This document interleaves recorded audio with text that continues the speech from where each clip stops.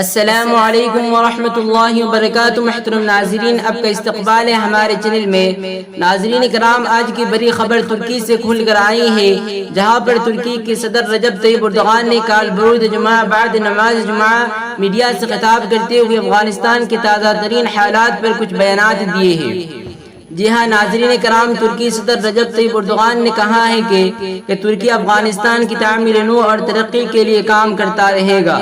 Istanbul میں نماز جمعہ کے بعد میڈیا سے بات چیت کرتے ہوئے انہوں نے یہ بھی کہا ہے کہ صدر رجب طیب اردوغان نے دوبارہ بھی کہا کہ اگر طالبان نے بات چیت کے لیے ترکی کا دروازہ کھٹکھٹایا تو ہمارے دروازے مذاکرات کے لیے کھلے ہیں۔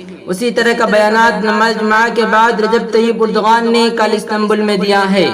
بہرحال دوستوں، رجب طیب اردوغان نے جس طرح سے پہلے بھی کہا تھا کہ جب بھی ہمیں افغانستان سے مدد کے لیے پکارا جائے گا تو ہم لبیک کہہ کر ان کی مدد جیسے پہلے سے کرتے آ رہے ہیں، اب طالبان کی حکومت میں بھی اسی طرح کی مدد کرتے رہیں گے۔ اس طرح کا بیان رجب طیب اردوغان نے دیا ہے۔ بہرحال دوستوں، اس پر آپ کی کیا رائے ہے، ہمیں کمنٹ کر کے ضرور بتائیں۔ ویڈیو کو ضرور لائک کر دیں اور شیئر ضرور کر دیں، اور چینل کو ہمارے سبسکرائب کر کے بیل آئیکن پر کلک کر کے آل پر کلک کر دیں۔ جزاکم اللہ خیر، السلام علیکم۔